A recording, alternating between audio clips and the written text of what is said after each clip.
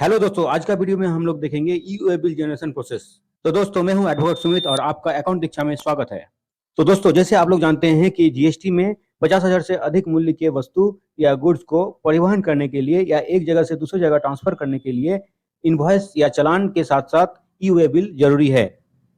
तो ई बिल बनाने के लिए सबसे पहले हम लोगों को अपना ब्राउजर ओपन करने के बाद eoabill.gst.gov.in का पोर्टल ओपन करना होगा। इसके बाद इस तरह से इंटरफेस आपका खुल जाएगा या पोर्टल ओपन हो जाएगा वेबिल का। उसके बाद वेबिल पोर्टल में अगर आपका पहले से रजिस्ट्रेशन नहीं है तो यहाँ पर आपको रजिस्ट्रेशन में आना होगा। उसके बाद ई वेबिल रजिस्ट्रेशन में क्लिक करना होगा। अगर आप ट्रांसपोर्टर है तो नीचे एनरोलमेंट फॉर ट्रांसपोर्टर में क्लिक कर सकते हैं। नॉर्मल के लिए यहाँ पर ई वेबिल रजिस्ट्रेशन में हमको क्लिक करना होगा। उसके बाद आपका जीएसटी नंबर यहाँ पर आप एंटर करने के बाद नीचे कैप्चा कोड एंटर करने के बाद यहाँ से गो में क्लिक कर सकते हैं। उसके बाद आपका इंटरफेस इस तरह से खुलेगा जिसमें सारा डिटेल आपको अपना शो करेगा, जहाँ पर मेल आईडी और मोबाइल नंबर भी शो करेगा। उसके बाद आप यहाँ पर सेंड ओटीपी में क्लिक कीजिएगा तो आपका मोबाइल में ओटीपी जाएगा। उसके बाद ओटीपी को नीचे एंटर करने के बाद आप अपना यूजर आईडी और पासवर्ड क्रिएट कर लीजिएगा। उसके बाद आप यहाँ पर लॉगिन में क्लिक करके लॉगिन कर सकते हैं, या अगर पहले से आपका रजिस्ट्रेशन किया हुआ है तो रजिस्ट्रेशन में जाने का जरूरत नहीं है, डायरेक्ट आप यहाँ लॉगिन में क्लिक करके लॉगिन कर सकते हैं। यहाँ पर अपना यूजर आईडी और पासवर्ड एंटर कीजिए, कैप्चा कोड एंटर कीजिए, उसके बाद लॉगिन में क्लिक कीजिए। लॉगिन में किसी तरह का प्रॉब्लम हो रहा हो या लॉगिन नहीं हो रहा हो तो आप अपना ब्राउजर का कैचे और हिस्ट्री डिलीट करने के बाद रिस्टार्ट कीजिएगा सिस्टम को। उसके बाद लॉगिन कीजिएगा तो लॉगिन हो जाएगा। लॉगिन करने के बाद आपका इस तरह से इंटरफेस खुलेगा जिसमें यूए बिल जनरेशन के लिए या यूए बिल बनाने के लिए आपको यूए बिल में क्लिक करना होगा। उसके बाद जनरेट न्यू में क्लिक करना होगा। अगर आप बल्क में यूए बिल बनाना चाहते हैं तो ये यहाँ पर ऑप्शन है, लेकिन इसके लिए आपको ऑफलाइन यूटिलिटी का यूज करना होगा। उसका दूसरा प्रोसेस है, ठीक है। उसके बाद अगर आप ये बिल बना हुआ है आपका, उसको प्रिंट करना चाहते हैं तो यहाँ पर रिपोर्ट में आने के बाद यहाँ पर माई EWB रिपोर्ट में क्लिक कीजिएगा। उसके बाद आउटवर्ड सप्लाई के लिए है और ये इनवर्ड सप्लाई के लिए। न्यू जनरेशन देखते हैं। इसके लिए आपको नया यूवी जनरेशन जनरेट करने के लिए या बनाने के लिए जनरेट न्यू में क्लिक करना होगा आपको। उसके बाद आपका इस तरह से फॉर्म खुल के आ जाएगा यूवी बिल का, जिसको आपको फिलअप करना है। सबसे पहला सप्लाई टाइप में आइए, यहाँ आउटवर्ड और इनवर्ड दिया हुआ है। यूवी बिल सप्लायर भी बना सकता है और परचेजर भी बना सकता है। तो अगर आप सप्लायर है तो यहाँ आउटवर्ड में क्लिक कर सकते हैं, अगर आप बायर है तो यहाँ पर इनवर्ड में क्लिक कर सकते हैं, ठीक है। उसके बाद सप्लाई टाइप सब टाइप है। सब टाइप में इसमें से आप जो भी है चूज कर सकते हैं। अगर इसमें से आपको समझ में नहीं आ रहा है तो यहाँ आप देख के सारा डिटेल वाइज लिखा हुआ है यहाँ पर, इसमें आपको समझ में आ जाएगा, ठीक है।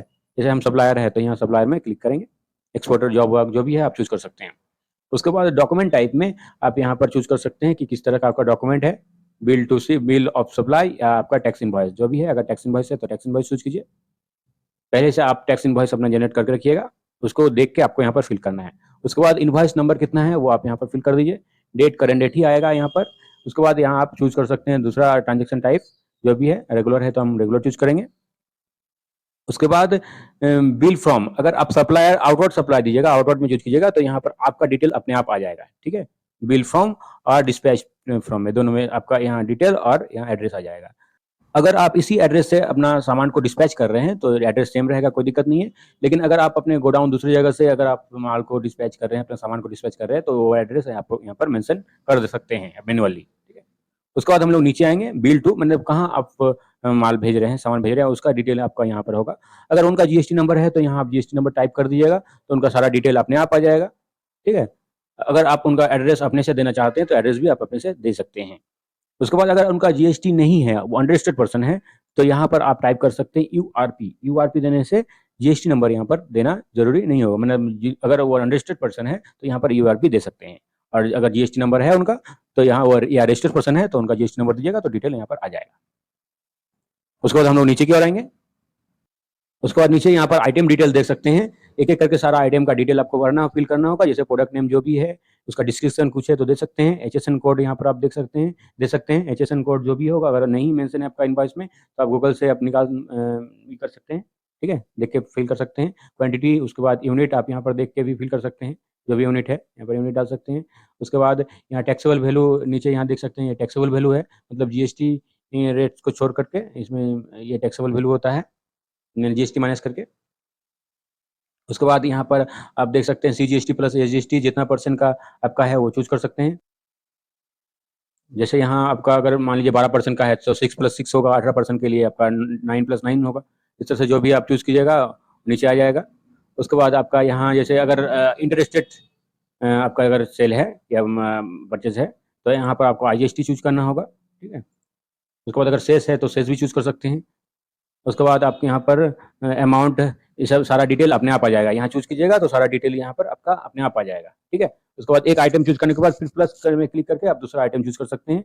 अगर एक ही आइटम है तो एक ही रखने के बाद आप नीचे आ सकते हैं। नीचे आपको यहाँ पर ट्रांसपोर्टर आईडी, अगर ट्रांसपोर्टर का कुछ आईडी है तो यहाँ डाल सकते हैं, नहीं तो इसको छोड़ भी सकते हैं। ट्रांसपोर्टर नेम कुछ है तो डाल सकते हैं। उसके बाद यहाँ पर आपका किलोमीटर अपने आप ऑटोमेटिक आ जाएगा, ठीक है। उसके बाद आपका ट्रांसपोर्टिंग किससे हो रहा है, जो भी आप सामान भेजिए कर रहे हैं, भेज रहे हैं, माल जो भेज रहे हैं वो किसके थ्रू भेज रहे हैं, रोड में से भेज रहे हैं या रेल से भेज रहे हैं, एयर से भेज रहे हैं या शिप से भेज रहे हैं, जिससे भी भेज रहे हैं। अगर आप रोड से भेज रहे हैं तो व्हीकल नंबर देना होगा आपको, ठीक है। रेल, एयर जो भी है वो भी आप चूज़ कर सकते हैं। तो यहाँ अगर रोड से भेज रहे हैं तो व्हीकल नंबर दे दीजिए, गाड़ी का नंबर यहाँ पर रजिस्ट्रेशन नंबर मेंशन करना होगा। उसके बाद यहाँ रेगुलर चूज़ कर सकते हैं आप, या अगर ये भी है तो ये चूज़ कर सकते हैं। उसके बाद ट्रांसपोर्टर डॉक्यूमेंट कुछ है तो वो आप दे सकते हैं, और डेट यहाँ पर अपने आप रहेगा। उसके बाद आप यहाँ पर सबमिट में क्लिक कर सकते हैं। अब हमारा वे बिल बनके रेडी है, आप यहाँ से देख सकते हैं। यहाँ पर QR कोड है। उसके बाद सारा वे बिल से संबंधित डिटेल यहाँ पर आप देख सकते हैं। इस वे बिल को आप यहाँ से प्रिंट करके रख सकते हैं या प्रिंट कर सकते हैं। डिटेल प्रिंट के लिए ये डिटेल प्रिंट होगा यहाँ से, या और ये सिंपल मोड में प्रिंट यहाँ से होगा। जैसा भी मोड प्रिंट करना है आप प्रिंट कर सकते हैं। तो दोस्तों, अगर मेरा वीडियो आपको पसंद आया हो तो लाइक, शेयर और कमेंट जरूर कीजिएगा, और मेरे चैनल को सब्सक्राइब कीजिएगा। Thank you.